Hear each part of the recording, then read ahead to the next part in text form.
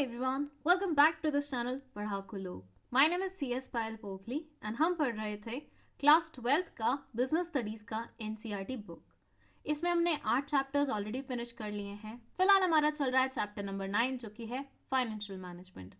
I hope आप सभी ने प्रीवियस चैप्टर्स की वीडियोस देख ली होंगी।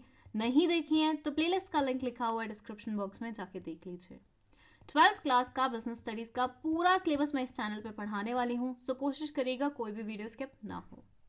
चलिए अब बात करते हैं कि आज इस वीडियो में हम क्या पढ़ने वाले हैं।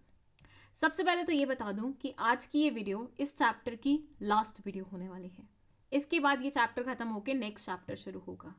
तो इसमें हम लास्ट टॉपिक्स देखेंगे, that is fixed and working capital, और ऐसे फैक्टर्स जो कि फिक्स्ड और वर्किंग कैपिटल की रिक्वायरमेंट को इन्फ्लुएंस करते हैं। तो वीडियो थोड़ी सी लेंथी हो सकती है बिकॉज बहुत सारे टॉपिक्स एक साथ ले रही हूँ मैं यहाँ पे, बट एंड तक देखना अनिवार्य है। पूरे टॉपिक को अच्छे से समझना ज़रूरी है, ठीक है। चलिए शुरू करते हैं। सबसे पहले बात करते हैं कि फिक्स्ड कैपिटल होता क्या है। दो इस टॉपिक पे एक डिटेल्ड वीडियो ऑलरेडी अवेलेबल है चैनल पे, नहीं देखी है तो यहाँ आई बटन में प्लेस कर दूंगी, जाके देख लीजिएगा।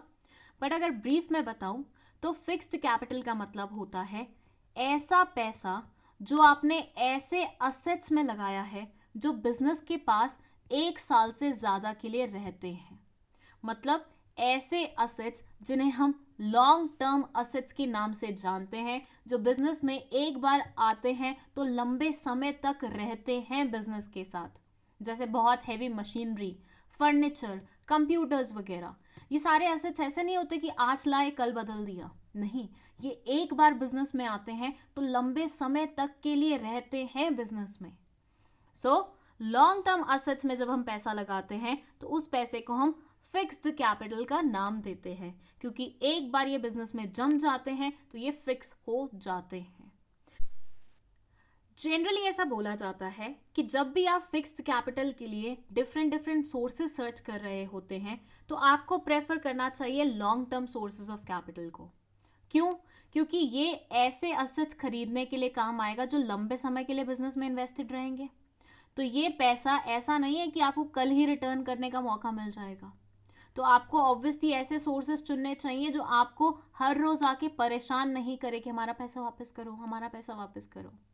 तो फिक्स्ड कैपिटल के लिए जनरली लॉन्ग टर्म सोर्सेज के ऊपर रिलाय किया जाता है, शॉर्ट टर्म सोर्सेज को प्रेफर नहीं किया जाता। अब लॉन्ग टर्म सोर्सेज में आते क्या क्या है?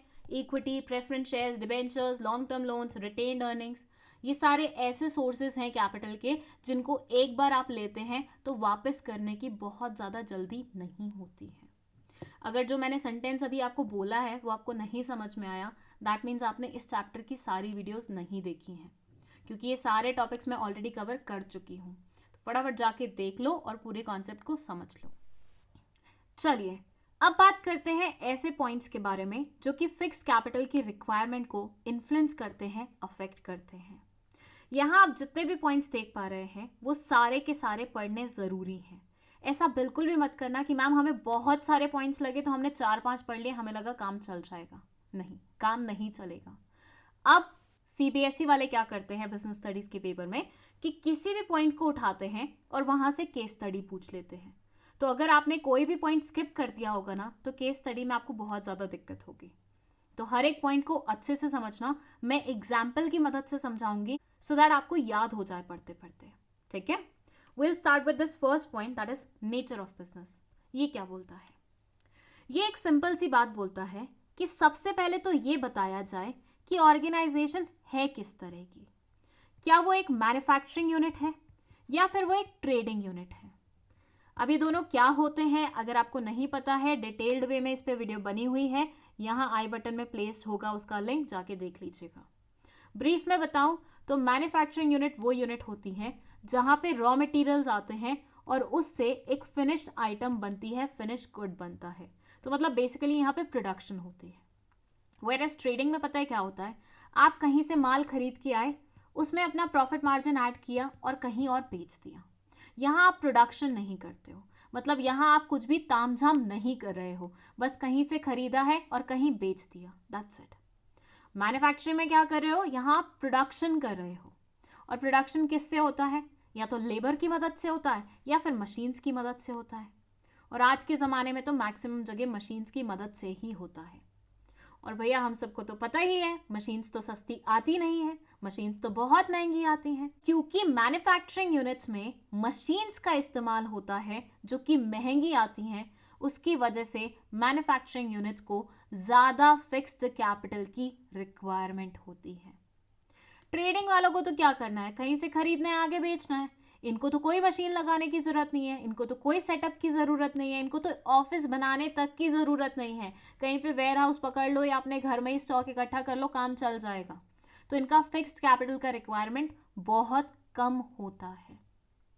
क्या बोला मैंने ये बोला दैट मैन्युफैक्चरिंग यूनिट्स को क्योंकि मशीन्स वगैरह लानी पड़ती हैं, क्योंकि इनको लेबर रखनी पड़ती है, तो ये थोड़ा सा कॉस्टली अफेयर हो जाता है। इसमें फिक्स्ड कैपिटल की रिक्वायरमेंट ज़्यादा होती है, वेयरएज ट्रेडिंग यूनिट में फिक्स्ड कैपिटल की रिक्वायरमेंट उतनी ज़्यादा नहीं होती, या बोल सकते हैं होती नहीं है ज़रूरत।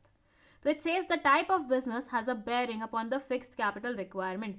आपका बिजनेस किस तरह का है उस पर भी डिपेंड करता है कि आपका फिक्स्ड कैपिटल कितना लगेगा।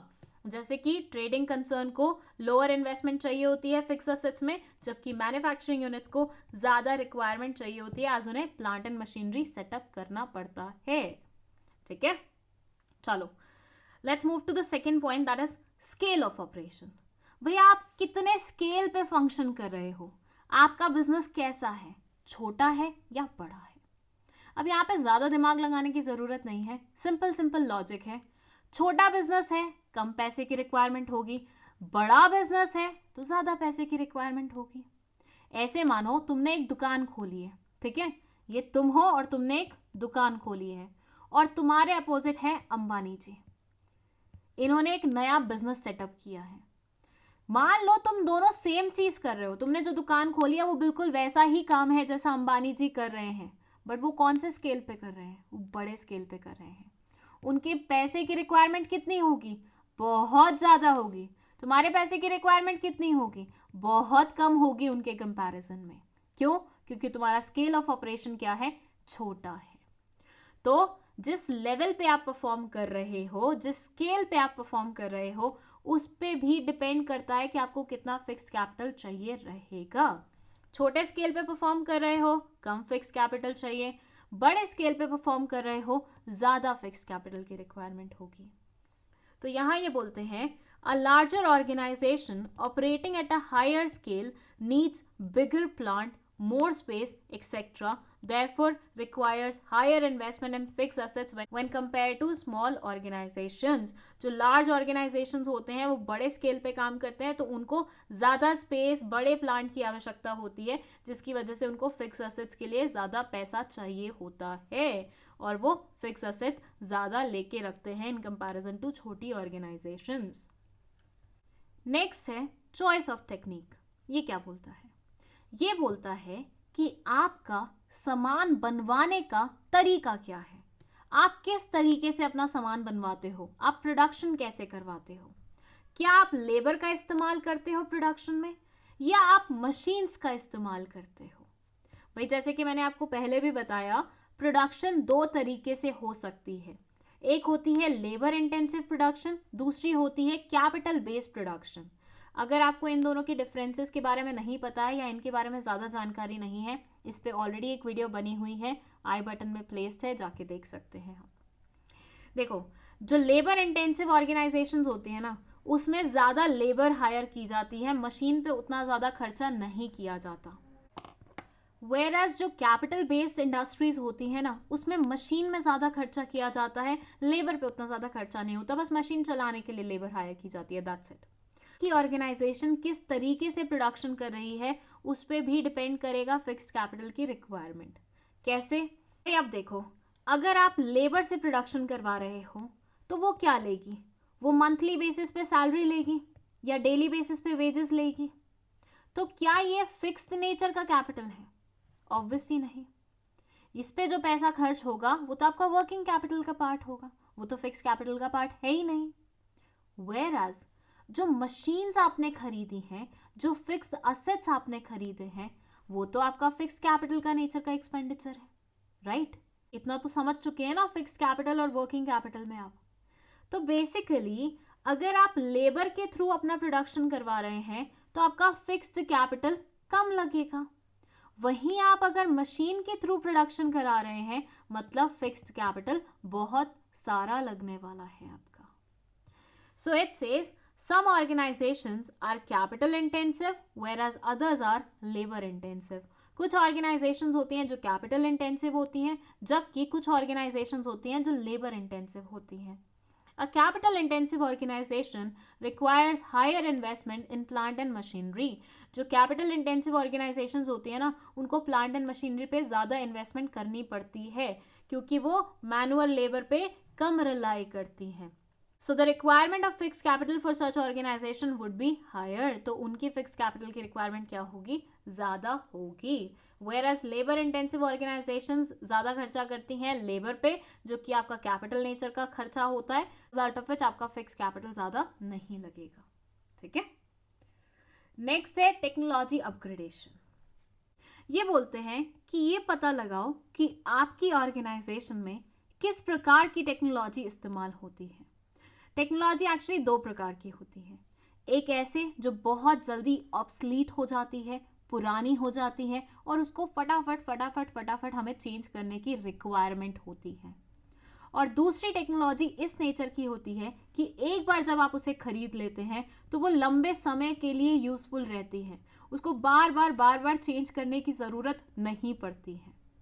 तो ऑब्वियसली अगर आपकी ऑर्गेनाइजेशन ये फर्स्ट कैटेगरी में प्लेस्ड है तो आपको फिक्स्ड कैपिटल ज़्यादा स्पेंड करना पड़ेगा। रीज़न बीइंग बार बार आपको अपनी टेक्नोलॉजी चेंज करनी पड़ेगी। वेयरएज अगर आपकी ऑर्गेनाइजेशन इस कैटेगरी में प्लेस्ड है तो उसमें आपको फिक्स्ड कैपिटल उतना ज़्यादा नहीं लगेगा। रीज़न बीइंग एक बार आपने लगा लिया उसके बाद वो लंबे समय के लिए चलेगी और आपको बार सेम चीज़ के लिए खर्चा नहीं करना पड़ेगा। यहाँ ये बोलते हैं in certain industries assets become obsolete sooner. कुछ इंडस्ट्रीज होती हैं जहां पे असेट्स बहुत जल्दी ऑब्सलीट हो जाते हैं, consequently their replacement become due faster, जिसकी वजह से उनकी रिप्लेसमेंट फास्ट पेस पे ड्यू हो जाती है, मतलब उसे जल्दी हमें चेंज करना पड़ता है। For example computers become obsolete faster and are replaced much sooner than furniture आपने एक बार खरीद लिया तो वो लंबे समय के लिए चलेगा। सोफा खरीदा, सोफे पे आप लंबे समय के लिए बैठेंगे। लेकिन वहीं पे अगर आप कंप्यूटर खरीदते हैं तो कंप्यूटर में बहुत जल्दी टेक्नोलॉजी चेंज होती है। अब तो यूं होता है कि भैया हर अगले साल नए नेचर का कंप्यूटर आ जाता है। टेक्नोलॉजी इतनी फास्ट स्पीड पे क्या हो रही है, चेंज हो रही है, तो उसके लिए आपको उतना पैसा बार स्पेंड करके नई टेक्नोलॉजी लानी भी पड़ेगी, जिसके लिए फिक्स कैपिटल की रिक्वायरमेंट ज़्यादा लगेगी। नेक्स्ट है ग्रोथ प्रोस्पेक्ट। ये क्या बोलता है भाई, देखो इसको समझने के लिए ना एक सिंपल सा क्वेश्चन है, वो क्वेश्चन जो अक्सर लोग आपसे पूछते भी होंगे कि आप अपने आप को अगले 5 सालों में कहाँ देखते हैं। भाई ऑर्गेनाइजेशन के सामने भी तो ये क्वेश्चन खड़ा होता है ना कि वो अपने आप को 5 साल बाद कहाँ देखना चाहती है। कुछ ऑर्गेनाइजेशंस होती हैं जो जिस लेवल ऑफ प्रोडक्शन पे काम कर रही होती हैं या जिस लेवल पे भी काम कर रही होती हैं वो उससे संतुष्ट होती हैं, जितना प्रॉफिट अर्न कर रही हैं they are happy with that. वो कुछ ज़्यादा चेंजेस नहीं करना चाहती अपने अंदर, वो संतुष्ट रहती हैं, सेटिस्फाइड रहती हैं। वो अगले 5 साल में भी अपने आप को वहीं देखना चाहती हैं जहां आज खड़ी हुई हैं। तो ऐसी ऑर्गेनाइजेशन को फिक्स्ड कैपिटल ज़्यादा स्पेंड नहीं करना पड़ता। बट वहीं पे कुछ ऐसे उतावले लोग होते हैं जो अगले 5 साल में अपने आप को पता नहीं कहाँ दूर आसमान में देखना चाहते हैं, तो फिर उनको आसमान में पहुंचने के लिए रॉकेट की ज़रूरत लगेगी, तो पैसा खर्च करना पड़ेगा, मतलब फिक्स्ड कैपिटल ज़्यादा लगाना पड़ेगा। तो अगर तो आपके सपने ग्रोथ के हैं, आप अपने आप को ग्रो करते हुए देखना चाहते हैं, तो फिक्स्ड कैपिटल तो मानो आपका लगेगा ही लगेगा। अगर आप अपने आप को ग्रो करते हुए नहीं देखना चाहते, जिस लेवल पे खड़े हैं उसी लेवल पे कंटिन्यू करना चाहते हैं, तो फिक्स्ड कैपिटल ज़्यादा नहीं लगेगा। Higher growth of an organisation generally requires higher investment in fixed assets. भैया अब आप अपने आप को ग्रो करते हुए देखना चाहेंगे तो आपको फिक्स्ड असेट्स में तो पैसे इन्वेस्ट करने पड़ेंगे ना। आज आपके पास एक मशीन है जिससे 100 चीज़ें आप बना पा रहे हैं, बट आप चाहते हैं कि आप और तरक्की करें, तो आपको मिनिमम 10 मशीनें खरीदनी पड़ेंगी ताकि आप 1000 सामान बना सकें, राइट। लेवल ऑफ प्रोडक्शन कैसे बढ़ेगा? मशीन्स को बढ़ा के ही बढ़ेगा ना। तो मशीन्स को बढ़ाने के लिए पैसा खर्च करना पड़ेगा कि नहीं करना पड़ेगा? बिल्कुल करना पड़ेगा। तो ऐसे में फिक्स कैपिटल ज़्यादा लगेगा। नेक्स्ट है डाइवर्सिफिकेशन। अब इसको समझने के लिए हम समझेंगे हमारी दुनिया को। भाई दुनिया में ना दो तरह के इंसान होते हैं। एक ऐसा इंसान होता है जिसको एक ही चीज इतनी पसंद आती है कि वो लाइफ टाइम बस उसी चीज में ही लगे रहना चाहता है। वेयरएज ये दूसरे तरह का इंसान ऐसा होता है जो लाइफ टाइम डिफरेंट डिफरेंट चीजों को एक्सपीरियंस करना चाहता है। फॉर एग्जाम्पल, एक बैंक एम्प्लॉय। बैंक एम्प्लॉयज क्या करते हैं? बैंक में जॉब शुरू करते हैं और फिर एंड में जाके रिटायरमेंट भी बैंक से ही लेते हैं। मतलब लाइफ टाइम उन्होंने सिर्फ और सिर्फ बैंक की नौकरी की है और कुछ लाइफ में एक्सपीरियंस नहीं किया। ऐसे आप मैथ्स टीचर के बारे में भी बोल सकते हैं, जिन्होंने शुरुआत भी मैथ्स पढ़ाने से की और रिटायरमेंट भी वो मैथ्स टीचर की हैसियत से ही ले रहे हैं। वेयरएज जो दूसरे तरह के लोग होते हैं वो बिल्कुल मेरे तरह होते हैं, जिनको सब पसंद होता है। मतलब उनको अपनी लाइफ में सब करना है, टीचिंग भी करनी है, लाइफ को एंजॉय भी करना है, एक्सपीरियंसेस भी गेन करने हैं, ट्रैवलिंग भी करनी है, डिजाइनिंग भी करनी है, और जो भी अपने सामने आए, अलग सा लगे, यूनिक सा दिखे, वो भी ट्राई करना है। ये कभी भी एक चीज में बंध के नहीं रहते हैं, ये वैरायटी पसंद करते हैं। ऑर्गेनाइजेशंस भी ना ऐसे ही होती हैं। कुछ ऑर्गेनाइजेशंस होती हैं जो एक प्रोडक्ट के साथ शुरू करती हैं और लाइफ टाइम वही प्रोडक्ट बनाती रहती हैं, वही प्रोडक्ट बनाती रहती हैं, वही प्रोडक्ट बनाती रहती हैं, बोर ही नहीं होती, मतलब ऐसे मान लो। वेयरएज कुछ ऑर्गेनाइजेशंस ऐसी होती हैं जो शुरुआत तो हो सकता है एक प्रोडक्ट के साथ करें, लेकिन फिर ओवर द टाइम नए नए नए नए प्रोडक्ट्स लॉन्च करती रहती हैं और डाइवर्सिफाई करती रहती हैं अपने आप को। इसका एक बहुत बढ़िया एग्जाम्पल है नेस्ले। नेस्ले ने शुरुआत की थी एक प्रोडक्ट के साथ, लेकिन आज की डेट में देखो मार्केट में ये कौन सा प्रोडक्ट नहीं बना रहा है, हर एक चीज बना रहा है। इसका एग्जाम्पल एक्चुअली हम रिलायंस से भी ले सकते हैं, जिन्होंने शुरुआत की थी एक पर्टिकुलर चीज से, लेकिन आज देखो तो कौन सी फील्ड में वो नहीं है, हर फील्ड में तो है। सो बेसिकली जब आप सारी फील्ड्स में एंट्री लेना शुरू कर देते हैं, नॉट सारी बट एक से ज्यादा फील्ड में एंट्री लेना शुरू कर देते हैं, तो उसे हम बोलते हैं डाइवर्सिफिकेशन। और जब किसी ऑर्गेनाइजेशन को डाइवर्सिफाई करना होता है तो उसको ज़्यादा फिक्स्ड कैपिटल स्पेंड करना पड़ता है। मैम क्यों करना पड़ता है, क्या लॉजिक है? तो बेटा देखो, आज मैं सिर्फ मैगी बना रही थी तो मेरे पास सारी की सारी मशीन मैगी वाली थी। फिर मैंने सोचा नहीं यार, मैं तो सॉस भी बनाऊंगी, मैं तो केचप भी बनाऊंगी, तो अब मुझे केचप वाली मशीनें भी खरीदनी पड़ेंगी। फिर दिमाग में आया कि नहीं यार, चॉकलेट्स भी बनानी है तो मुझे चॉकलेट वाली मशीनें खरीदनी पड़ेंगी। फिर आया नहीं यार, कॉफ़ी भी प्रोड्यूस करनी है तो कॉफ़ी वाली मशीन खरीदनी पड़ेगी। सबके लिए अलग से लोग भी हायर करने पड़ेंगे, तो खर्चा ज़्यादा हुआ कि नहीं हुआ? वर्किंग भी एज वेल एज फिक्स्ड भी। सो जब भी आप डाइवर्सिफिकेशन के लिए जाते हैं तो फिक्स कैपिटल की रिक्वायरमेंट ज़्यादा लगती है। Obviously the investment in fix capital will increase. आया समझ? चलो नेक्स्ट पॉइंट है फाइनेंसिंग ऑल्टरनेटिव्स। ये बोलता है कि आपको जिस तरह की चीज़ों की आवश्यकता है, जिस तरह के फिक्स असेट्स की आवश्यकता है, क्या वो रेंट पे मिल सकती हैं? इफ नहीं तो ऑब्वियसली आपको क्या करना पड़ेगा, उन्हें खरीदना पड़ेगा। अगर आपके पास ऑप्शन अवेलेबल है उन्हें रेंट पे लेने का, उन्हें लीज पे लेने का, तो आप प्रेफर करेंगे उन्हें लीज पे लेना। तो इससे क्या होगा, सिर्फ आपको रेंट पे करना पड़ेगा which will come under working capital, right. लेकिन अगर रेंट का, लीज का ऑप्शन अवेलेबल नहीं है तो आपको वो मशीन खरीदनी पड़ेगी। जब आप खरीदेंगे तो ये फिक्स असेट है, फिक्स असेट पे लगाया गया पैसा क्या कहलाया जाता है? फिक्स्ड कैपिटल कहलाया जाता है। तो मतलब आपको फिक्स कैपिटल चाहिए होगा फिर यहाँ पे। तो अगर तो आपके पास रेंट का, लीज का ऑप्शन अवेलेबल है तो आपका फिक्स्ड कैपिटल उतना नहीं लगेगा, उस सिनेरियो में आपका वर्किंग कैपिटल से काम चल जाएगा। लेकिन अगर आपके पास लीजिंग वाला ऑप्शन अवेलेबल नहीं है, then in that scenario you will have to purchase that particular thing, particular asset, जिसकी वजह से आपका फिक्स्ड कैपिटल ज़्यादा लगेगा। It says a developed financial market may provide leasing facilities as an alternative to outright purchase. एक अच्छा developed financial market जो होता है वो आपको लीजिंग की एक ऑप्शन प्रोवाइड करता है जो कि परचेजिंग से बेटर होती है, उसकी एक ऑल्टरनेटिव होती है, उन लोगों के लिए बढ़िया होती है जो चीज़ खरीदना नहीं चाहते, सिर्फ रेंट पे करके बस अपना काम निकलवाना चाहते हैं. When an asset is taken on lease, the firm pays lease rentals and uses it. जब एक पर्टिकुलर ऑर्गेनाइजेशन असेट लीज पे लेता है तो उसे सिर्फ और सिर्फ रेंट पे करना पड़ता है उसे इस्तेमाल करने के लिए. ऐसा करके वो ह्यूज सम्स की रिक्वायरमेंट को अवॉइड कर सकता है जो कि परचेज करने पे उसे लगती. सो यहाँ पे उसका फिक्स्ड कैपिटल का खर्चा बच जाता है. नेक्स्ट और लास्ट है हमारा लेवल ऑफ कोलैबोरेशन. ये क्या बोलता है? अब इसको समझने के लिए ना हम अलग अलग तरह के ट्रैवलर्स को समझेंगे.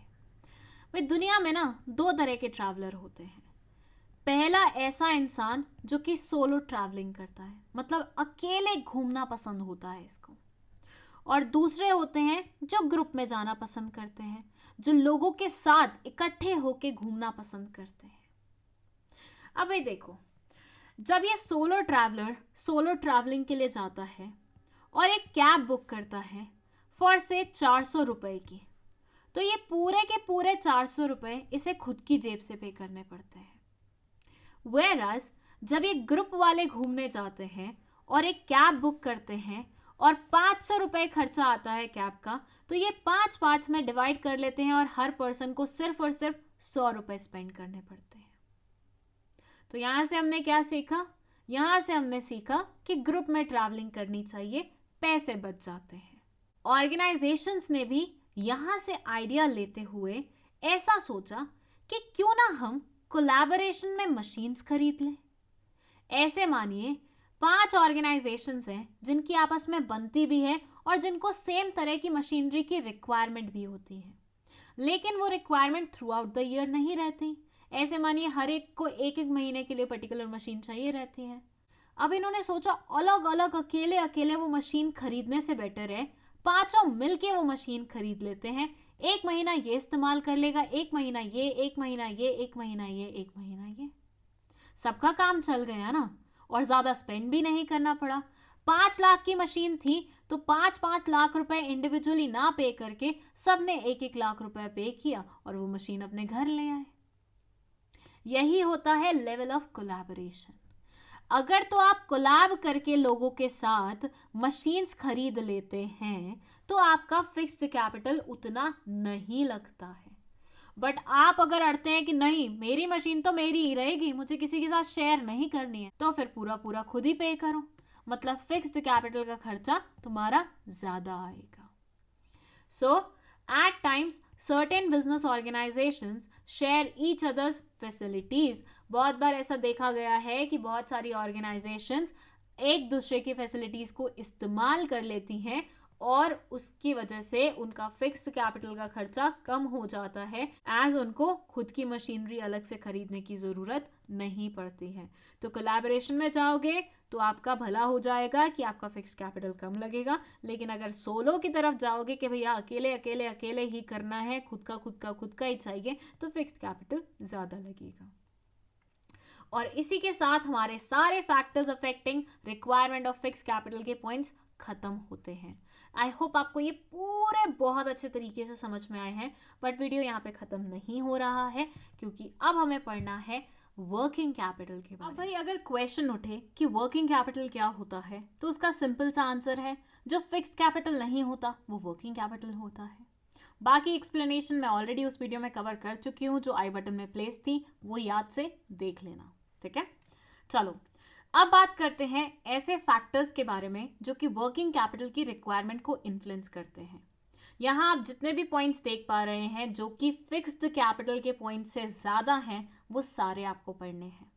हाँ, कुछ पॉइंट्स ऐसे भी देखेंगे आपको जो कॉमन होंगे फिक्स्ड में भी वर्किंग में भी, और एक्सप्लेनेशन भी टू एन एक्सटेंट उनका कॉमन ही होगा. बट उसके बाकी जितने भी पॉइंट्स हैं ध्यान दीजिएगा, स्किप नहीं करने हैं. हम एक्सप्लेनेशन स्टार्ट करेंगे हमारे फर्स्ट पॉइंट से, अगेन जो है नेचर ऑफ बिजनेस. भाई पिछली बार हमने नेचर ऑफ बिजनेस में क्या बात करी थी कि 2 तरह के बिजनेसेस होते हैं. एक होते हैं मैन्युफैक्चरिंग, दूसरे होते हैं ट्रेडिंग वाले। जो मैन्युफैक्चरिंग वाले होते हैं, क्योंकि ये प्लांट एंड मशीनरी सेट करते हैं, क्योंकि ये बहुत हैवी एक्सपेंडिचर करते हैं, बहुत बड़े बड़े मशीनरी और असेट्स खरीदते हैं, as a result of which इसमें फिक्स्ड कैपिटल की रिक्वायरमेंट तो ज़्यादा होती ही होती थी। बट क्योंकि इनमें काम भी ज़्यादा रहता है, मेंटेनेंस का, मंथली रेंट पे करने का, इलेक्ट्रिसिटी का, लेबर की वेजेस, सैलरीज और पता नहीं क्या क्या, तो उसके चलते हुए यहाँ पे वर्किंग कैपिटल की रिक्वायरमेंट भी ज़्यादा ही होती है। वेरएज अगर आप ट्रेडिंग कंसर्न के बारे में बात करो तो इनकी वर्किंग कैपिटल की रिक्वायरमेंट कम होगी मैन्युफैक्चरिंग के कंपैरिजन में। मैंने क्यों बोला मैन्युफैक्चरिंग वालों की ज़्यादा होगी? क्योंकि देखो, अगर मान लो जिसमें तुमने अपनी मशीनरी रखी हुई है वो पूरा का पूरा प्लांट तुमने रेंट पे लिया हुआ है, तो तुम्हें ऑब्वियसली महीने के महीने रेंट पे करना पड़ेगा कि नहीं? वो किसका पार्ट होगा? वो वर्किंग कैपिटल का पार्ट होगा। तुम्हें हर मंथ इलेक्ट्रिसिटी बिल पे करना पड़ेगा कि नहीं करना पड़ेगा? वो किसका पार्ट होगा? अगेन वर्किंग कैपिटल का होगा। तुम्हें हर महीने लोगों को सैलरीज देनी पड़ेगी कि नहीं देनी पड़ेगी? तुम देना चाहो या नहीं देना चाहो, सामने वाला तो मांग ही लेगा। अगेन वो किसका पार्ट होगा? वर्किंग कैपिटल का पार्ट होगा। तो मैन्युफैक्चरिंग कंसर्न में फिक्स्ड कैपिटल तो ज़्यादा लगता ही लगता है, साथ में वर्किंग कैपिटल भी ज़्यादा लगता है। सेकेंड पॉइंट है scale of operation. Again same है। स्केल ऑफ ऑपरेशन में हमने बात की थी कि छोटे स्केल वाला है तो फिक्स्ड कैपिटल कम लगेगा, बड़े स्केल वाला है तो ज़्यादा कैपिटल लगेगा। यहाँ पे भी बस वही है, स्मॉल साइज का ऑर्गेनाइजेशन है तो वर्किंग कैपिटल कम लगेगा, बिग साइज का ऑर्गेनाइजेशन है तो वर्किंग कैपिटल ज़्यादा लगेगा। इन दोनों पॉइंट्स में कुछ समझाने लायक एज सच था नहीं, सो मैंने बहुत हवा में करवा दिया इसको। अब बात करेंगे हम थर्ड उसके बारे में, जो कि है बिजनेस साइकिल। भाई देखो, बिजनेस में ना उतार चढ़ाव लगा ही रहता है। बिजनेस का एक मौसम ऐसा आता है जब भर भर के हमारे पास ऑर्डर्स आ रहे होते हैं, भर भर के हमारे पास डिमांड्स आ रही होती हैं और हम भर भर के पैसा छाप रहे होते हैं।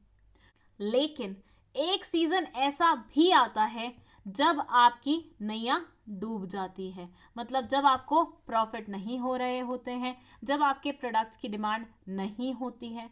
तो इन दोनों सिनेरियोज में वर्किंग कैपिटल की रिक्वायरमेंट कैसी होगी? सोच के देखो। ऐसे मानो बूम का टाइम है, मतलब आपके पास भर भर के डिमांड आ रही है, मतलब उस डिमांड को पूरा करने के लिए आपको भर भर के सप्लाई भी करना पड़ेगा। बेसिक इकोनॉमिक्स का रूल है, जब आपके पास भर भर के डिमांड आ रही होती है तो उसको फुलफिल करने के लिए सप्लाई भी तो इंक्रीज करनी पड़ती है। तुम प्रोड्यूस नहीं करोगे, तुम सप्लाई नहीं करोगे तो डिमांड कहाँ से फिल होगी? सो बूम के टाइम में क्योंकि डिमांड ज़्यादा होती है तो सप्लाई भी ज़्यादा करनी पड़ती है, और सप्लाई ज़्यादा करने के लिए प्रोडक्शन इंक्रीज करना पड़ता है, और प्रोडक्शन इंक्रीज करने के लिए ऑब्वियसली वर्कर्स को ज़्यादा पैसे देने पड़ते हैं, या डबल ड्यूटी करवानी पड़ती है, या फिर उनको कई कई बार ओवर टाइम भी करवाना पड़ता है। तो उसके चलते हुए वर्किंग कैपिटल की रिक्वायरमेंट क्या हो जाती है? इंक्रीज हो जाती है। बट वहीं पे डिप्रेशन के टाइम पे, मतलब ऐसे टाइम पे जब आपके प्रोडक्ट्स की डिमांड नहीं है, आपको सप्लाई भी ज़्यादा करने की ज़रूरत नहीं है। समटाइम्स आप ये भी बोल सकते हो अपने वर्कर्स को कि भैया 1-2 हफ्ते की छुट्टी ले लो, छुट्टी ऐसी जिसमें आपको पेमेंट नहीं मिलेगी। तो यहाँ पे वर्किंग कैपिटल की रिक्वायरमेंट कम लगती है। सो दे से different phases of business cycles affect the requirement of working capital by a firm. Different phases जो होते हैं बिजनेस के, उसमें भी वर्किंग कैपिटल की रिक्वायरमेंट इन्फ्लुएंस होती है, अफेक्ट होती है। In case of a boom, the sales are as well as production are likely to be larger. Boom के टाइम पे सेल्स और प्रोडक्शन दोनों ही ज़्यादा होती हैं, therefore larger amount of working capital is required, जिसकी वजह से वर्किंग कैपिटल की रिक्वायरमेंट क्या होती है? ज़्यादा होती है। As against this, the requirement for working capital will be lower during the period of depression as the sales as well as production will be small. यहाँ पे sales भी और production भी दोनों ही कम होंगी, as a result of which working capital की requirement भी क्या होगी? कम ही होगी। ठीक है? सो बूम का टाइम है, मतलब डिमांड ज़्यादा है आपके प्रोडक्ट की, भर भर के लोग खरीद रहे हैं आपका प्रोडक्ट, तो आपको सप्लाई इंक्रीज करनी पड़ेगी, जिसकी वजह से आपको सारी चीज़ों पे ज़्यादा खर्चा करना पड़ेगा, जिसकी वजह से आपका वर्किंग कैपिटल इंक्रीज हो जाएगा। और इसका जस्ट उल्टा डिप्रेशन के टाइम पे होता है। नेक्स्ट है सीजनल फैक्टर्स। अब भाई इसको समझने के लिए हम एग्जाम्पल लेंगे एक सरदार जी का। इन सरदार जी ने सोचा कि मैं अपना बिजनेस स्टार्ट करता हूँ। फिर ये सोचने लग गए कि किस चीज़ का बिजनेस शुरू करूँ। तो इनके दिमाग में आया कि मैं मक्के की रोटी और सरसों का साग बहुत अमेजिंग बनाता हूँ, क्यों ना मैं इसी का बिजनेस स्टार्ट कर दूँ। बहुत नेक ख्याल था। ये नेक ख्याल आया इनको नवंबर दिसंबर के आसपास, और इन्होंने बढ़िया तरीके से अपना बिजनेस स्टार्ट कर दिया। जब बिजनेस शुरू किया, बहुत सारे कस्टमर्स इनके पास आने लग गए, इनके यहाँ पे खाने लग गए। तो इनको ये समझ में आया कि अकेले तो ये बिजनेस को मैनेज करना इज वेरी डिफिकल्ट। तो इन्होंने क्या किया, एक इंसान को हायर किया एज वेटर, एक इंसान को हायर किया एज इनका असिस्टेंट जो कि किचन में इनकी मदद करेगा, और एक इंसान को हायर किया बर्तन धोने के लिए, यूटेंसिल्स क्लीन करने के लिए। तो 3 लोग इन्होंने हायर किए ताकि बिजनेस में इनकी मदद हो सके। अब यहां पे ना एक चीज सोच के देखना कि सरदार जी ने बिजनेस शुरू किया है मक्के की रोटी सरसों के साग का। ये चीज कौन से मौसम में चलती है? ऑब्वियसली सर्दियों में चलती है। कभी गर्मियों में किसी को ये कॉम्बिनेशन खाते हुए देखा है? हाँ, खाने को खा सकते हैं, लेकिन वो मजा नहीं आता जो सर्दियों में ठंडी ठंडी हवाओं में उसे खाने का आता है। सो सरदार जी ने बिजनेस शुरू किया मक्के की रोटी सरसों के साग का। कब शुरू किया? नवंबर दिसंबर में किया। उस टाइम पे इनके पास भर भर के कस्टमर्स आ रहे थे, जिसकी वजह से इनको एक्स्ट्रा लोग हायर करने पड़े, उनको वेजेस पे करनी पड़ी, as well as raw materials पे भी इनको बहुत ज़्यादा खर्चा करना पड़ा। तो इनका वर्किंग कैपिटल कितना जा रहा था? अच्छा खासा जा रहा था। फिर कुछ महीने गुजर गए और मौसम आ गया गर्मियों का। गर्मियों में सरदार जी की शॉप पे बहुत ही कम लोग आते थे, क्योंकि गर्मियों में ये कॉम्बिनेशन किसी को ज़्यादा पसंद नहीं आता। तो सरदार जी को समझ में आया कि ये 3 लोग जो मैंने हायर किए थे, इनको अब मुझे छुट्टी देनी पड़ेगी, क्योंकि इनकी ज़रूरत नहीं है एज सच। तो उन्होंने इनको भगा दिया, और रॉ मटेरियल भी इन्होंने कम ऑर्डर करना शुरू कर दिया, क्योंकि उतनी ज़्यादा लागत नहीं थी। तो अब सरदार जी का खर्चा वर्किंग कैपिटल पे कितना आ रहा है? कम आ रहा है। क्यों कम आ रहा है? क्योंकि वो सीजन ही चला गया जब इनका बिजनेस चल रहा था। क्या वो सीजन लौट के आएगा? बिल्कुल आएगा। अगली सर्दियों में फिर से इनको लोग हायर करने पड़ेंगे, क्योंकि उस पर्टिकुलर चीज की डिमांड ही उन सर्दियों में आने वाली है। तो बहुत सारे ऐसे बिजनेसेस होते हैं जिनका एक पर्टिकुलर सीजन होता है जिसमें वो पीक पे चढ़ते हैं, और एक सीजन ऐसा आता है जब वो स्टैग्नेंट हो जाते हैं। जब वो पीक पे चढ़ रहे होते हैं तब तो वर्किंग कैपिटल रिक्वायरमेंट ज़्यादा होती है, और जब उनकी डिमांड स्टैग्नेंट हो जाती है तो वर्किंग कैपिटल रिक्वायरमेंट क्या हो जाती है? कम हो जाती है। ये है आपका seasonal factors. It says most business have some seasonality in their operations. In peak season, because of higher level of activity, larger amount of working capital is required. क्योंकि पीक सीजन में ज़्यादा एक्टिविटी होती है, जिसकी वजह से working capital की requirement भी ज़्यादा होती है। और इसके अगेंस्ट जो हमारा पीक सीजन नहीं होता, लीन सीजन होता है, उसमें एक्टिविटीज़ भी कम हो जाती हैं, and as a result of which working capital की रिक्वायरमेंट भी कम हो जाती है। ठीक है, आया इतना समझ? चलो, नेक्स्ट पॉइंट है प्रोडक्शन साइकिल। अब इसका क्या मतलब होता है? दो इसे डिटेल्ड वे में मैंने एक वीडियो में समझाया है, जो कि यहाँ आई बटन में मैं प्लेस कर दूंगी, देख लेना जाके। बट फिलहाल अगर ब्रीफ में बताऊं तो प्रोडक्शन साइकिल का मतलब होता है वो टाइम ड्यूरेशन जो रॉ मटेरियल्स को लगता है फिनिश गुड्स में कन्वर्ट होने में। क्या बोला मैंने? भाई देखो, किसी भी ऑर्गेनाइजेशन में पहले रॉ मटेरियल्स आते हैं, फिर उस पर कुछ वैल्यू एडिशन होता है, कुछ प्रोसेसिंग होती है, और वो किसी और फॉर्म में कन्वर्ट हो जाता है जिसे हम बोलते हैं फिनिश गुड्स। तो जो टाइम इस पूरी प्रोसेस में लगा है ना, जो टाइम स्पैन हमने इसमें लगाया है ताकि रॉ मटेरियल से फिनिश गुड्स प्रोड्यूस हो सके, उसे हम बोलते हैं प्रोडक्शन साइकिल। इनका कहना है कि प्रोडक्शन साइकिल लंबी है या छोटी है, उस पर भी डिपेंड करता है वर्किंग कैपिटल की रिक्वायरमेंट। कैसे? भाई थोड़ा सा कॉमन सेंस लगा के देखो। ऐसे मानो तुमने आज गुड्स प्रोड्यूस करना शुरू किए हैं, मतलब तुम्हारी फैक्ट्री में आज रॉ मटेरियल्स आए हैं। अब तुम्हें रॉ मटेरियल्स को फिनिश गुड्स में कन्वर्ट करने में लग रहा है पूरा 2 महीना। तो ऐसे में प्रोडक्शन साइकिल लंबा माना जाएगा, राइट? अब प्रोडक्शन साइकिल तो लंबा माना जाएगा, लेकिन साथ ही साथ ये भी तो सोचो कि फिनिश गुड्स तैयार होंगे तभी तो वो आगे बिकेंगे। बिकेंगे तभी तो उससे कैश कलेक्ट होगा, कैश कलेक्ट होगा तभी तभी तो हम उसे आगे बिजनेस में दोबारा से री इन्वेस्ट कर पाएंगे। लेकिन यहाँ सोच के देखो, 2 महीने तो गुड्स प्रोड्यूस करने में ही लग गए, उसे बेचोगे कब, कैश कब आएगा, कब उसे री इन्वेस्ट करोगे बिजनेस में? बहुत ज्यादा ड्यूरेशन लग रहा है ये तो, राइट? लेकिन कैश की रिक्वायरमेंट तो बिजनेस में लगातार होती है, तो क्या वेट करोगे कि भैया 2 महीने बाद जब ये बिकेगा उसके बाद सोचेंगे दोबारा से प्रोडक्शन करने की? ऑब्वियसली नहीं। बार बार तुम्हें क्या करना पड़ेगा, यहाँ पे वर्किंग कैपिटल नई इन्वेस्ट करते रहना पड़ेगा। वर्किंग कैपिटल तुम्हें यहाँ पे ज़्यादा लगानी पड़ेगी क्योंकि प्रोडक्शन साइकिल लंबा है। प्रोडक्शन साइकिल लंबा है तो उस वजह से तुम्हें जो कैश मिलना चाहिए था वो मिलने में देरी हो रही है। ऑन द अदर साइड, अगर प्रोडक्शन साइकिल छोटा होता है तो ऐसे मानो रॉ मटेरियल्स आज तुमने लाए हैं, कल फिनिश गुड्स बन गए हैं, परसों तुम इसे मार्केट में पहुंचा दोगे, नरसों ये बिक जाएंगे तो वो कैश में कन्वर्ट हो जाएंगे, उस कैश को वापस तुम बिजनेस में लगा दोगे। तो यहाँ पे क्या तुम्हें वर्किंग कैपिटल बार बार लाना पड़ेगा? ऑब्वियसली नहीं लाना पड़ेगा, यही कैश उस वर्किंग कैपिटल की रिक्वायरमेंट को फुलफिल कर देगा।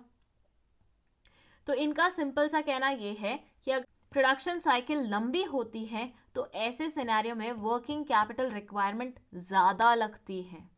ऑन द अदर साइड, अगर प्रोडक्शन साइकिल छोटी होती है तो वर्किंग कैपिटल की रिक्वायरमेंट कम होती है।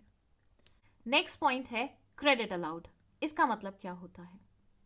बचपन में आसपास के किसी शॉप पे कभी जाके ऐसा बोला है कि भैया सामान दे दो, पैसे मम्मी देके जाएंगी, या पैसे महीने के एंड में पापा देंगे।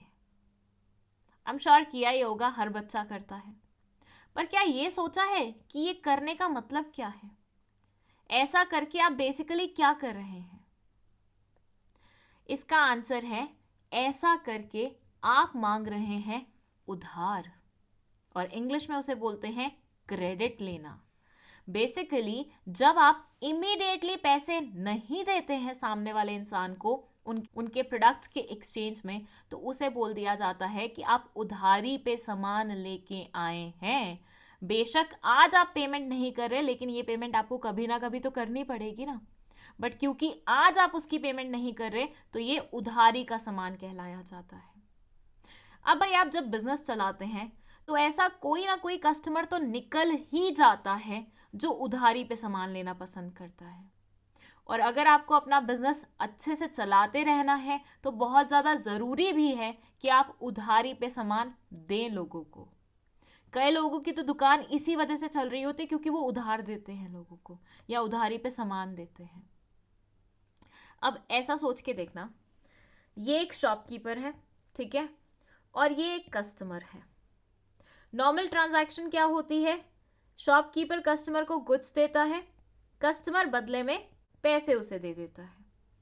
इस पैसे से ये शॉपकीपर दोबारा से अपना रॉ मटेरियल परचेज कर लेता है, या ट्रेडिंग कर रहा होता है तो अपने प्रोडक्ट्स परचेज कर लेता है, फिर उसमें अपना प्रॉफिट मार्जिन ऐड करके बेचने लग जाता है।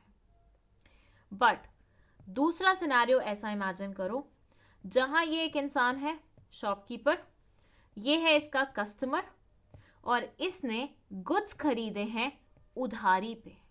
मतलब ये अपना नाम लिखवा के इसके पास जा रहा है कि महीने के एंड में मैं तुझे पैसे दूंगा। शॉपकीपर के पास पैसे तो आए नहीं, तो इसको पेमेंट करनी होगी ना।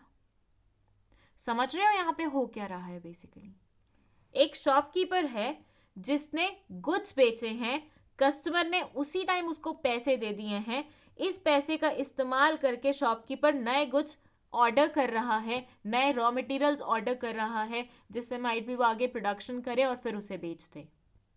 दूसरे सिनेरियो में शॉपकीपर है, कस्टमर है, लेकिन इस सिनेरियो में शॉपकीपर जो गुड्स कस्टमर को दे रहा है उसके बदले में उसे इमीडिएटली पेमेंट नहीं मिल रही है, उधारी पे सामान जा रहा है। ऐसे सिनेरियो में शॉपकीपर के पास कैश नहीं आ रहा है, बट शॉपकीपर को तो आगे रॉ मटेरियल्स या फिर दोबारा गुड्स ऑर्डर करने होंगे ना।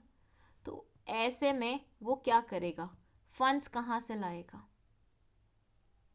ऐसे सिनेरियो में शॉपकीपर को अपनी पॉकेट से फंड्स री इंट्रोड्यूस करने पड़ेंगे, और उन फंड्स को हम क्या नाम देते हैं? उन फंड्स को हम वर्किंग कैपिटल का नाम देते हैं। तो अगर तो पेमेंट इमीडिएटली मिल जाती है तो वर्किंग कैपिटल कम लगेगा, क्योंकि इसी कैश को बार बार इस्तेमाल कर लिया जाएगा, बार बार गुड्स बिकेंगे, बार बार कैश आएगा, बार बार हम उसे रीइन्वेस्ट कर देंगे। लेकिन अगर क्रेडिट देता है कोई बिजनेसमैन अपने कस्टमर्स को, तो उस सिनेरियो में क्योंकि कैश इमीडिएटली नहीं आता है, शॉपकीपर को तो बट आगे ऑर्डर करना ही है, तो उसे वर्किंग कैपिटल दोबारा से अपनी जेब से लगाना पड़ता है। तो क्रेडिट अलाउड नहीं होगा तो वर्किंग कैपिटल कम लगेगा, क्रेडिट अलाउड होगा तो वर्किंग कैपिटल ज्यादा लगेगा। It says different firms allow different credit terms to their customers. These depend upon the level of competition the firm faces as well as the credit worthiness of their clientele. Basically ये बोलते हैं different firms जो होते हैं वो different credit terms रखते हैं। Obviously हर businessman उधार नहीं देता है, लेकिन मैंने ऐसा देखा है कुछ ऐसे लिच्चड़ इंसान होते हैं जो सख्त से सख्त शॉपकीपर या सख्त से सख्त बिजनेसमैन को भी उधार देने पे मजबूर कर देते हैं। तो भैया आपको अगर बिजनेस चलाना है तो थोड़ा बहुत तो आपको लोगों के अकॉर्डिंग चलना ही पड़ेगा, as a result of which आपको वर्किंग कैपिटल का अरेंजमेंट भी उसी के अकॉर्डिंग करना पड़ेगा।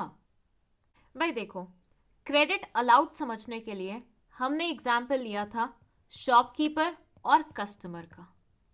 हमने वहां देखा कैसे शॉपकीपर कस्टमर को गुड्स सप्लाई करता है और बदले में उसे पैसे मिलते हैं, राइट? वैसे ही यहां क्रेडिट अवेल्ड को समझने के लिए हम एग्जाम्पल लेंगे शॉपकीपर और सप्लायर का। भाई शॉपकीपर ने कस्टमर को जो ये गुड सप्लाई किए हैं ये उससे भी तो कहीं ना कहीं से मिलते होंगे ना, या वो खुद भी प्रोड्यूस करता होगा तो रॉ मटेरियल तो कहीं ना कहीं से खरीदता होगा ना, तो उसका भी तो कोई सप्लायर होगा ना, ऑब्वियसली होगा। उस सप्लायर से शॉपकीपर माल खरीदता होगा और बदले में देता होगा उसको पैसे, राइट? अगर मान लो शॉपकीपर ने सप्लायर से आज कुछ खरीदे हैं और सप्लायर उसे बोले कि मुझे इमीडिएटली पेमेंट चाहिए, तो शॉपकीपर के पास पैसे होने चाहिए, तो मतलब वर्किंग कैपिटल उसको ज़्यादा चाहिए होगा। वहीं पे अगर सप्लायर थोड़ा सा लीनियंट है और वो शॉपकीपर को बोले कि शॉपकीपर गुड्स आज खरीद लो तुम मुझसे, लेकिन पेमेंट 2 महीने बाद दे देना मुझे, तो यहाँ पे शॉपकीपर को वर्किंग कैपिटल रिक्वायरमेंट ज़्यादा नहीं करनी पड़ेगी। क्या समझे? भाई देखो, जैसे कस्टमर को क्रेडिट अलाउ करके उसे वर्किंग कैपिटल अपनी जेब से लगानी पड़ रही थी, बिल्कुल वैसे ही अगर उसे क्रेडिट अवेल करने का मौका मिलता है अपने सप्लायर से, तो ऐसे सिनेरियो में उसको वर्किंग कैपिटल ज़्यादा नहीं लगानी पड़ती है, क्योंकि यहाँ पे सप्लायर वेट कर रहा है। मतलब शॉपकीपर गुड्स बेच देगा आगे, वहां से उसे कैश मिल जाएगा तो ये यहाँ की पेमेंट कर देगा। बट अगर वो क्रेडिट अवेल नहीं कर पाता तो उसे इमीडिएटली पेमेंट करनी पड़ती, मतलब अभी सामान खरीदा है, अब इसको बेचना तो बहुत आगे की स्टोरी होगी, बट पेमेंट तो तुम्हें अभी करनी है, तो अपनी जेब से पैसा लगाना पड़ेगा। कस्टमर से तो तुम्हें बहुत बाद में मिलने वाला है, यहाँ पे तुम्हें अभी अपनी जेब से लगाना पड़ेगा पहले पैसा। ये जितने भी पॉइंट्स है ना, ये बहुत ही कॉमन सेंस वाले पॉइंट्स है। थोड़ा सा ना अगर प्रैक्टिकली सोच के देखोगे ना, खुद से एक्सप्लेनेशन तुम्हारी निकलने लग जाएगी। यहाँ ये बोलते हैं just as a firm allows credit to its customers, it also may get credit from its suppliers. जिस प्रकार से कोई भी ऑर्गेनाइजेशन कस्टमर्स को क्रेडिट अलाउ करती है, उसी प्रकार से उसे समटाइम्स अपने सप्लायर से भी क्रेडिट मिल जाता है। To the extent it avails the credit on purchases, the working capital requirement is reduced. तो जो भी purchases क्रेडिट पे होती हैं उतनी वर्किंग कैपिटल रिक्वायरमेंट कम होती है। नेक्स्ट पॉइंट है ऑपरेटिंग एफिशिएंसी। थोड़ा सा शब्दों पे चले जाइए। ऑपरेटिंग का मतलब होता है ऑपरेशंस जो चलते हैं, प्रोडक्शन जो चलती है, और एफिशिएंसी का मतलब होता है कम कॉस्ट में ज़्यादा आउटपुट डिराइव करना, मतलब बिना वेस्टेज के काम करना, इस प्रकार से कि कम रॉ मटेरियल्स के साथ हम ज़्यादा प्रोडक्शन कर पाएँ, ज़्यादा फिनिश गुड्स बना पाएँ। तो भाई देखो, अगर कोई कंपनी एफिशिएंटली परफॉर्म कर रही होगी, उसके ऑपरेशंस एफिशिएंसी से होंगे, देन इन दैट सिनेरियो वो वेस्टेज कम करेगी, उसको रॉ मटेरियल्स कम लगेंगे, तो अल्टीमेटली उसको वर्किंग कैपिटल कम लगेगी। बट वहीं पे कोई ऐसी कंपनी है जो एफिशिएंटली काम नहीं कर रही है, जिसकी वेस्टेजेस बहुत ज़्यादा हो रही हैं, जिसको रॉ मटेरियल्स बहुत ज़्यादा लग रहे हैं, then in that scenario obviously उसको वर्किंग कैपिटल भी ज़्यादा लगेगी। आपने देखे ना ऐसे लोग जो कम पैसे में भी ज़्यादा अच्छी तरीके से रिसोर्सेज को मैनेज कर लेते हैं, तो ऐसे लोग हमेशा खुश रहते हैं, उनको पैसे की भी बहुत ज़्यादा कमी नहीं लगती है कभी भी, ना ही ज़रूरत लगती है पैसे की। लेकिन ऐसे लोग जो वेस्टेज बहुत ज़्यादा करते हैं, जिनको रिसोर्सेज अच्छे से इस्तेमाल करने नहीं आते हैं, वो लोग अक्सर क्रिप करते रहते हैं कि हमारे पास पैसे नहीं है, हमारे पैसे खर्च हो जाते हैं, हमारे पैसे बहुत जल्दी उड़ जाते हैं, ये है वो है। क्यों? क्योंकि उनको पैसों को अच्छे से इस्तेमाल करना आया ही नहीं, उन्होंने रिसोर्सेज को कभी एफिशिएंटली इस्तेमाल किया ही नहीं।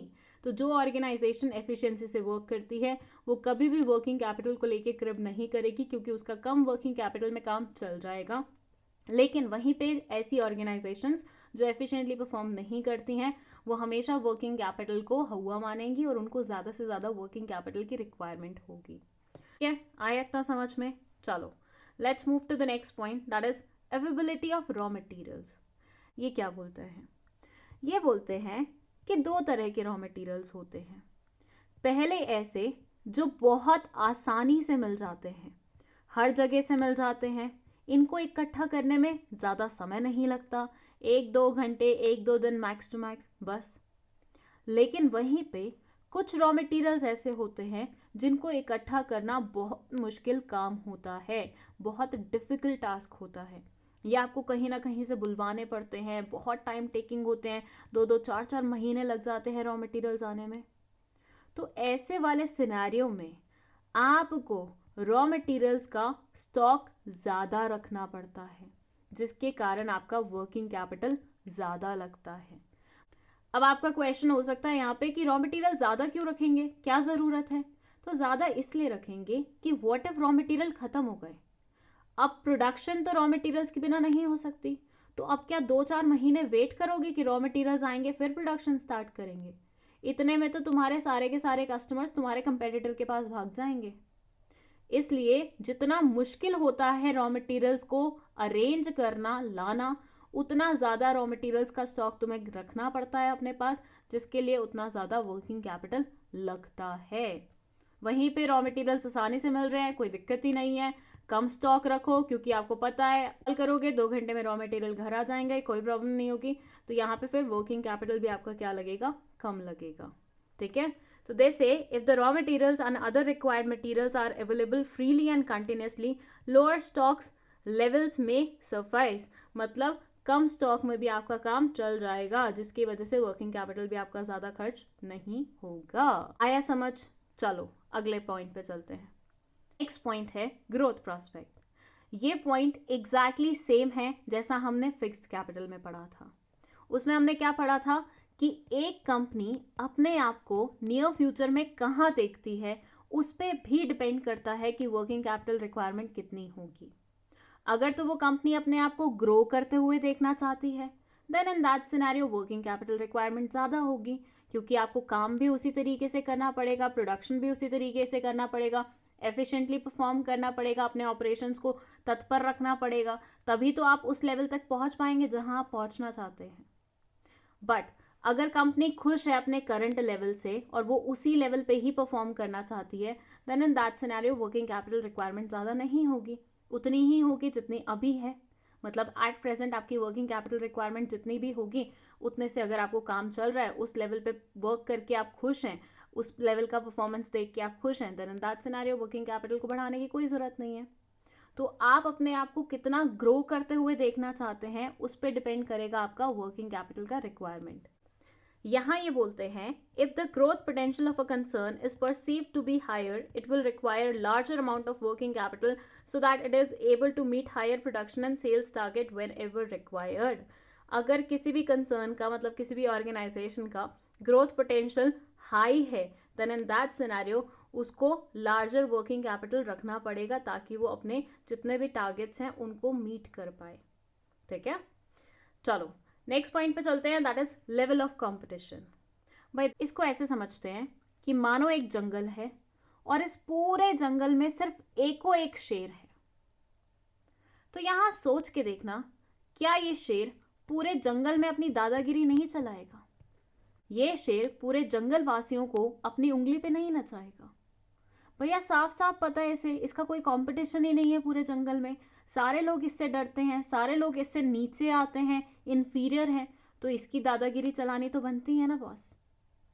लेकिन वहीं पे इसे पता लगे कि इसी जंगल में 50 और ऐसे शेर आ गए हैं, तो क्या ये इतने कॉन्फिडेंटली अपनी दादागिरी चला पाएगा? बिल्कुल भी नहीं। इसको हमेशा तैयार रहना पड़ेगा, इसको हमेशा एक्टिव रहना पड़ेगा कि हो सकता है किसी भी टाइम किसी भी शेर से लड़ाई हो जाए, हो सकता है किसी भी टाइम इसका शिकार कोई और शेर ले जाए, तो उसके लिए इसको बिल्कुल तत्पर रहना पड़ेगा, बिल्कुल प्रो वे में चलना पड़ेगा, बिल्कुल एक्टिव रहना पड़ेगा। Same goes for organisations. अगर तो ऑर्गेनाइजेशन का कोई कंपटीशन नहीं है, देन इन दैट सिनेरियो वो वर्किंग कैपिटल कम रखे, फिनिश गुड्स कम रखे, सब चल जाएगा, क्योंकि पता है मार्केट में इसके अलावा कोई और है ही नहीं किसी और की डिमांड पूरी करने के लिए। लेकिन तो अगर आपको पता हो कि मार्केट में ऐसी बहुत सारी ऑर्गेनाइजेशंस हैं जो बस वेट कर रही हैं कि आपके कस्टमर्स आपसे त्रस्त हों और वो उसे अपनी तरफ खींच लें, तो ऐसे सिनेरियो में आपको हमेशा एक्टिव रहना पड़ता है, आपको पूरी तैयारी के साथ रहना पड़ता है, आपको अपने फिनिश गुड्स का अच्छा सारा स्टॉक रखना पड़ता है कि भैया मार्केट में अगर डिमांड आएगी तो फटाफट हम पूरी कर देंगे उस डिमांड को। ये ना हो कि मार्केट में तुम्हारे प्रोडक्ट की डिमांड है और तुम्हारा स्टॉक रेडी नहीं है और पता चला तुम्हारे कस्टमर्स किसी कंपेटिटर ब्रांड के पास चले गए। ये नहीं होना चाहिए, उसके लिए तुम्हें फिनिश गुड्स रेडी रखने पड़ेंगे, और फिनिश गुड्स रेडी रखने पड़ेंगे, उसका स्टॉक मेंटेन करना पड़ेगा, मतलब वर्किंग कैपिटल रिक्वायरमेंट भी ऐसे सिनेरियो में क्या होगी, ज़्यादा होगी। तो it says higher level of competitiveness may necessitate larger stocks of finished goods to meet urgent orders from customers. Customers के जो अर्जेंट ऑर्डर्स होते हैं उनको मीट करने के लिए आपको high level of finish goods का स्टॉक रखना पड़ेगा, विच विल रिक्वायर अल्टीमेटली ज़्यादा वर्किंग कैपिटल। ठीक है, आया इतना समझ? चलो let's move to the last point, that is inflation. Inflation क्या होती है? इन्फ्लेशन होती है महंगाई। जो जनरल प्राइस राइज होता है ना, उसे हम बोलते हैं इन्फ्लेशन आना, मतलब ज़्यादातर मेजॉरिटी ऑफ द चीज़ों का प्राइस राइज हो गया है। हमेशा याद रखना, इन्फ्लेशन में ऐसा ज़रूरी नहीं होता कि सब चीज़ों का प्राइस राइज कर रहा है, हो सकता है कुछ चीज़ों का प्राइस ड्रॉप भी कर रहा हो, लेकिन मेजॉरिटी ऑफ द चीज़ों का प्राइस राइज करेगा, तब ऐसी सिचुएशन में हम बोलेंगे महंगाई आ गई है, इन्फ्लेशन आ गया है। ठीक है, इमेजिन करो पहले कोई रॉ मटेरियल था जो 5 रुपए का था, ठीक है, तो तुम 15 रुपए लेके जाते थे तो तुम्हें 3 रॉ मटेरियल आराम से मिल जाते थे। बट अब उस रॉ मटेरियल की कीमत हो गई है 7 रुपए। अब तुम 15 रुपए लेके जाते हो तो तुम्हें हार्डली 2 मटेरियल मिल पाते हैं, 2 पीसेस मिल पाते हैं। अब ऐसा क्यों हुआ? वर्किंग कैपिटल तो तुम्हारी सेम ही थी, पैसे तो तुम सेम लेके जा रहे थे, बट क्योंकि इन्फ्लेशन आ गया, क्योंकि प्राइस राइज कर गया, उसके कारण नंबर ऑफ क्वांटिटी तुम्हारी क्या हो गई, डिक्लाइन हो गई। तो ऐसे सिनेरियो में तुम्हें क्या करना पड़ेगा, वर्किंग कैपिटल और ज़्यादा लाना पड़ेगा। तो जैसे जैसे इन्फ्लेशन बढ़ता जाएगा वैसे वैसे वर्किंग कैपिटल की रिक्वायरमेंट भी बढ़ती जाएगी, क्योंकि सेम अमाउंट में तुम्हें नंबर ऑफ पीसेस कम मिलने शुरू हो जाएंगे। So it says, with rising prices, larger amounts are required even to maintain a constant volume of production and sales. जब जब प्राइस राइज करेगा आपको ज़्यादा पैसे की ज़रूरत होगी सेम लेवल ऑफ प्रोडक्शन करने के लिए। मतलब पहले भी तुम 5 पीस बना रहे थे, अब भी तुम 5 पीस बना रहे हो, लेकिन पहले तुम्हें 5 पीस बनाने के लिए 50 रुपए खर्च करने पड़ते थे, अब तुम्हें 5 पीस बनाने के लिए 70 रुपए खर्च करने पड़ रहे हैं। तो क्वांटिटी इंक्रीज नहीं हो रही है, लेकिन इन्फ्लेशन आने की वजह से पैसे इंक्रीज करने पड़ रहे हैं तुम्हें उस क्वांटिटी को मेंटेन करने के लिए जो पहले से तुम कर रहे थे, बना रहे थे। ठीक है, It must, however, be noted that an inflation rate of 5% does not mean that every component of working capital will change by the same percentage. ये थोड़ी डीप में बात बोली हुई है, बट हल्का फुल्का समझ लो। ये कहने की कोशिश कर रहे हैं कि जिस रेट से इन्फ्लेशन बढ़ता है ज़रूरी नहीं है तुम्हें वर्किंग कैपिटल के हर कंपोनेंट को भी उसी रेट से बढ़ाना पड़े। ठीक है, चलो फाइनली ये फैक्टर्स अफेक्टिंग वर्किंग कैपिटल यहाँ कंप्लीट होते हैं। फिक्स्ड कैपिटल वाले ऑलरेडी पढ़ लिए हैं, आई होप ये पूरी की पूरी वीडियो आपको बहुत अच्छे तरीके से समझ में आई है। कोई भी डाउट है कमेंट सेक्शन में लिख सकते हैं। विद दिस पर्टिकुलर वीडियो हमारा ये चैप्टर भी कंप्लीट होता है। अब हम शुरू करेंगे हमारा नेक्स्ट चैप्टर, जिसका इंतज़ार आप लोग काफ़ी समय से कर रहे थे। तो बस इस वीडियो में बस इतना ही। That's it. Thank you so much for watching this video.